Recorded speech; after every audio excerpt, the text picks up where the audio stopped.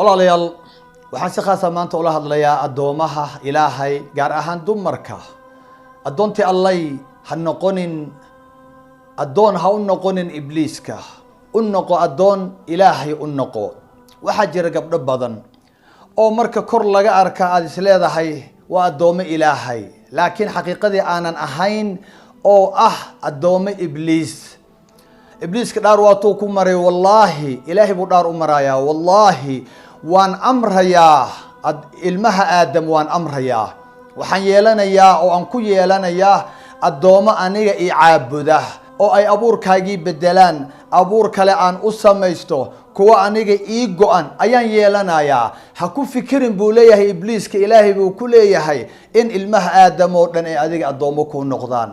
وقال لأتخذن من عبادك نصيبا مفروضا.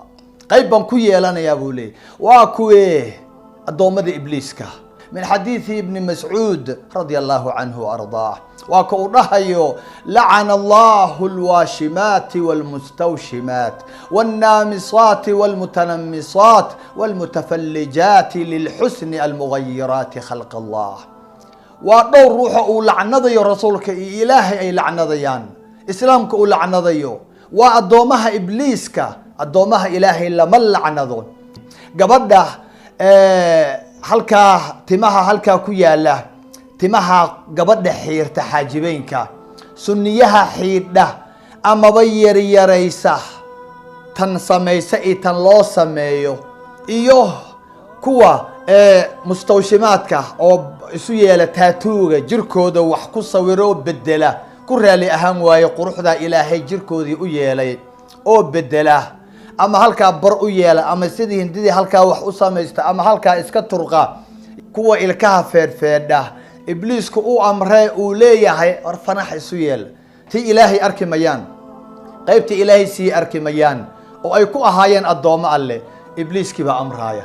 saa ibliisku wax ma abuuri karaaya oo isaga awood ma laha uu insaan ku abuuro, laakiin wuxuu dhaar ku maray in uu abuurka ilaahay faragelinayo.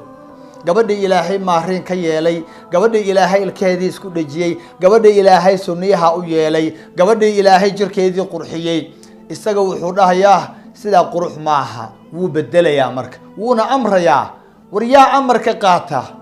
amarka waxaa qaata qofka addoonka ah, qofka addoonsanaya ayuu amarka ka qaataa. addoomaha ilaahay, ilaahay bay amar ka qaataan. addoomaha ibliiska, ibliiska war waxaad naxariista ilaahay ku waayeysaa oo aad jannadii ku waayeysaa, naxariis adduunye mid aakhiro ku waayeysaa, islaamkaaga aad uga fogaanaysaa timahaasoo aad xiirtay keliya, ilkahoo aad feerfeertay. ilaahay baan ku dhaariyay imisaa guryaheena gabdho malcuunaada ay ku jiraan oo weliba aanu arkayn horteen ay ku samaysanayaan. gabadha markay aroosaysa wixii oo dhan way bedelaysaa, bal midabkeedii bay bedelaysaa, bal waxay bedelay ilkaheedii, abuurka ilaahay bay bedelay, abuur ibliis bay raacay. say barako u doonaysaa gabadha iyada ah? abuurkiisii inaan bedelin, aynu noqono idaylkeen addoomo ilaahay. alladii laa tadiicu wadaa'icuhu. wasalaamu calaykum waraxmat ullah.